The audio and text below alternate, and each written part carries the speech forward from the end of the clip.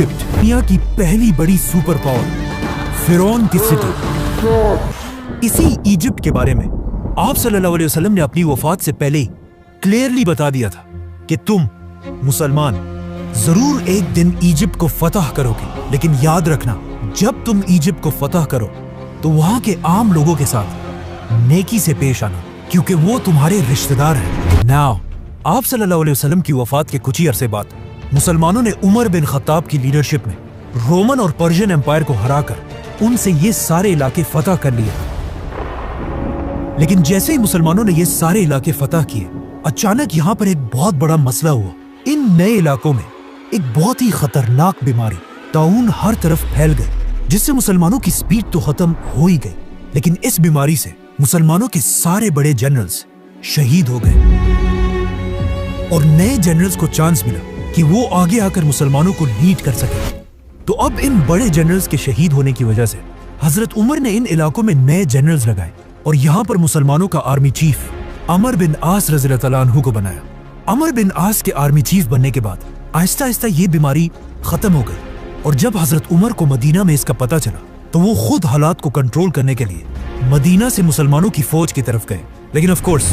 जाने से पहले उन्होंने मदीना और पूरे अरब का कंट्रोल हजरत अली रज़ियल्लाहु ताला अन्हु के हवाले किया। मतलब ऑफ कोर्स अगर हजरत उमर को इस सफर में कुछ हो जाता तो ऑटोमेटिकली हजरत अली रज़ियल्लाहु ताला अन्हु इस पूरी एम्पायर के नए खलीफा बन जाते।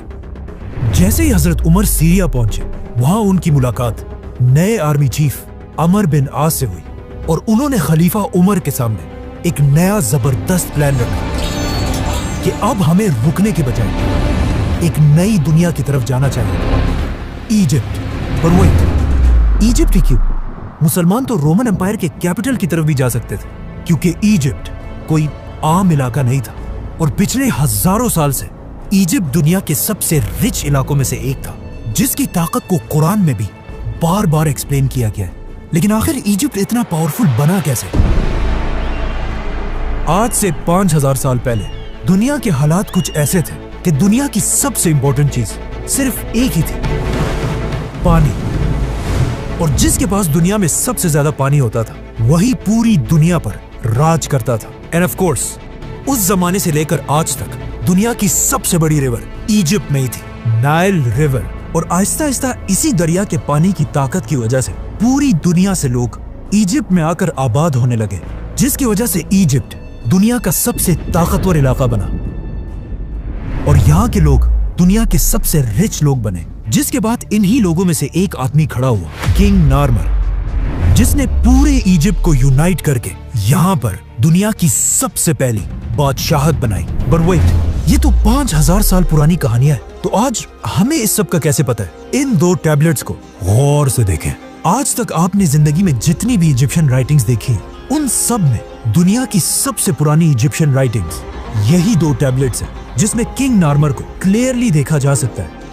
आहिस्ता आहिस्ता यही इजिप्शियन एम्पायर ताकतवर होती गई और अगले 1000 साल तक इजिप्ट ही पूरी दुनिया पर राज करता रहा। 1000 साल तक दुनिया की सुपर पावर रहने के बाद अब इजिप्शियन फिरौनों को यह बात कंफर्म हो चुकी थी कि उनसे बड़ा इस पूरे यूनिवर्स में कोई भी नहीं है। जिसके बाद पहली बार उन्होंने एक ऐसा दावा किया जो उनसे पहले किसी ने नहीं किया था। इजिप्ट के फिरौन ने अपने आप को बादशाह नहीं बल्कि खुदा कहा और इन फिरौनों ने इजिप्ट में एक ऐसा रिलीजन बनाया कि फिरौन तो दुनिया में एक खुदा है, लेकिन तुम अवाम सिर्फ और सिर्फ तभी जन्नत जा सकते हो जब तक तुम अपने खुदा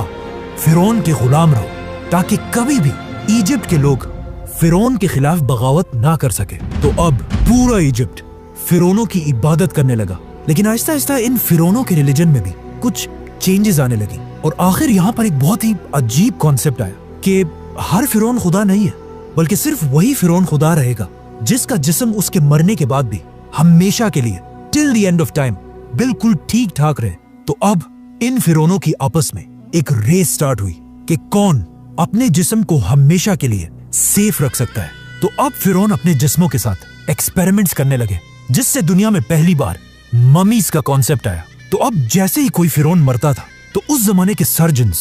सबसे पहले उस फिरौन के जिस्म से सारा खून निकाल देते थे और उसके बाद उस फिरौन की नाक में एक कुंडा, एक हुक डालकर उसके दिमाग को اس کے ناک سے ہی باہر کھینچ لیتے تھے، جس کے بعد اس کے جسم سے سارے آرگنز، لنگز، جگر، گردے سب نکال لیے جاتے تھے، لیکن صرف دل کو بالکل سیف ایک جار میں رکھ دیا جاتا تھا، جس کے بعد اس فرعون کے خالی جسم کو بہت ہی کیئرفلی اگلے 40 دن کے لیے پانی میں رکھ دیا جاتا تھا، اور اس پانی میں ایک اسپیشل نمک مکس کیا جاتا تھا۔ 40 دن کے بعد فرعون کو نکال کر اس کے خالی جسم کو ریت سے بھر دیا جاتا تھا تاکہ وہ ہمیشہ کے لیے اپنے صحیح شیپ میں رہے، اور پھر فائنلی فرعون کے جسم پر تیل اور ہنی لگا کر اس کے جسم پر ہمیشہ کے لیے وائٹ پٹیاں باندھی جاتی تھی، اور پھر اسے ایک بہت ہی مہنگے تابوت میں بند کر دیا جاتا تھا۔ اس تابوت میں فرعون کے جسم کے ساتھ ساتھ کھانے پینے کی چیزیں، بہت سارا سونا، اور موسٹ امپورٹنٹلی اس کا دل اس کے ساتھ دفنا دیا جاتا تھا۔ آہستہ آہستہ مرنے کے بعد ہر فرعون اپنی ممی بنانے لگا، اور یہ بالکل ایک عام سی بات بن گئی۔ تو اب مرنے کے بعد خدا بننے کی یہ ریس ممی سے بھی آگے نکل گئی، اور آنے والے نئے فرعون صرف ممیز ہی نہیں بلکہ اپنے ممیز کے اوپر بڑی بڑی بلڈنگز بنانے لگے، جو پہلے تو صرف نارمل بلڈنگز اور ٹیمپلز تھے، لیکن آہستہ آہستہ یہ بلڈنگز بڑی ہوتی گئی، اور اس طرح دنیا میں پہلی بار پیرامڈز کا کانسیپٹ آیا۔ تو اب جو بھی فرعون مرتا تھا وہ اپنی ممیز پر ایک سے بڑھ کر ایک بڑے بڑے پیرامڈز بنانے لگے، اور ہر فرعون یہ چاہتا تھا کہ اس کا پیرامڈ پچھلے فرعون سے بھی بڑا پیرامڈ ہو، اور آہستہ آہستہ یہ پیرامڈز اتنے بڑے ہو گئے کہ آخر ایک فرعون خوفو نے آج سے 4500 سال پہلے دنیا کا سب سے بڑا پیرامڈ بنایا، The Great Pyramid of Giza۔ جب یہ پیرامڈ بنایا گیا، یہ اس زمانے میں دنیا کی سب سے بڑی بلڈنگ تھی، اور اگلے 3500 سال تک دنیا کی سب سے بڑی بلڈنگ کا ٹائٹل اسی پیرامڈ کے پاس تھا۔ لیکن 3500 سال بعد آخر اس پیرامڈ کا ریکارڈ لندن کے اس چرچ نے توڑ دیا، لیکن یہ چرچ بھی زیادہ عرصہ اپنی جگہ پر کھڑا نہیں رہ سکا، اور اس کے گرتے ہی پیرامڈ دوبارہ دنیا کی سب سے بڑی بلڈنگ بنی۔ لیکن آنے والے وقتوں میں آئیفل ٹاور اور باقی بلڈنگز نے پیرامڈز کا یہ ریکارڈ توڑ دیا۔ آج دنیا کی سب سے بڑی بلڈنگ برج الخلیفہ ہے، we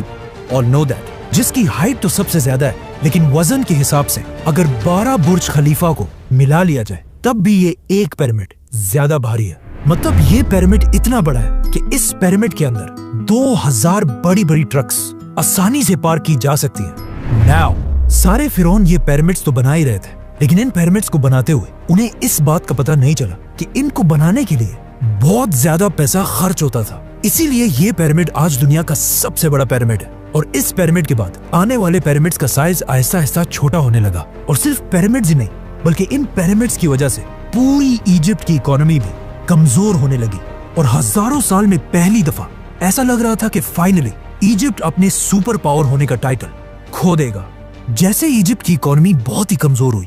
یہ ایگزیکٹلی وہی ٹائم تھا جب مصر کے بازار میں ایک چھوٹا سا بچہ غلام بنا کر بیچا جا رہا تھا، لیکن یہ بچہ باقی سارے بچوں سے بالکل ڈیفرنٹ تھا۔ مطلب اس جیسا خوبصورت وہاں کوئی بھی نہیں تھا، جس کی وجہ سے اس بچے کو مصر کے ایک بہت ہی پاورفل منسٹر نے اڈاپٹ کر لیا، اور پھر آگے جا کر یہی غلام بچہ یوسف علیہ السلام پورے ایجپٹ کا پرائم منسٹر بنا۔ یوسف علیہ السلام نے بادشاہ کے ساتھ مل کر ایجپٹ کی پوری اکانومی کو کنٹرول کیا، اور وہ ایجپٹ جو اس سے پہلے بالکل ٹوٹنے والا تھا دوبارہ اسے ایک سپر پاور بنایا۔ لیکن ان کی وفات کے بعد یوسف علیہ السلام اور ان کے بھائیوں کی اولاد بنی اسرائیل یہی ایجپٹ میں رہنے لگے، اور کچھ ہی عرصے میں ایجپٹ کے سب سے پاورفل لوگ بن گئے۔ لیکن جیسے ہی بنی اسرائیل اپنی طاقت کی پیک تک پہنچے، اچانک ایجپٹ میں دو بڑی طاقتوں کے درمیان ایک بہت بڑی جنگ شروع ہوئی، جس میں ایک نئے فرعون نے آ کر پرانے خاندان کو ختم کر دیا اور ایجپٹ میں ایک نئی بادشاہت بنائی۔ اس نئے فرعون نے ایجپٹ کے پرانے سارے رولز کو توڑ کر ایک نیا نظام بنایا، جس میں سب سے امپورٹنٹ رول یہ تھا کہ آج کے بعد باہر سے آئے ہوئے لوگوں کو ایجپٹ میں بالکل بھی برداشت نہیں کیا جائے گا۔ جس کے بعد آف کورس بنی اسرائیل پر ایجپٹ میں بہت سخت ظلم کیا جانے لگا، جس طرح آج بھی امریکہ کے نئے صدر ڈونلڈ ٹرمپ نے آتے ہی I will declare a national emergency at our southern border. بالکل اسی طرح امریکہ سے امیگرینٹس کو نکالنے کا پلان بنایا ہے۔ اب ایجپٹ کے سارے بنی اسرائیل کو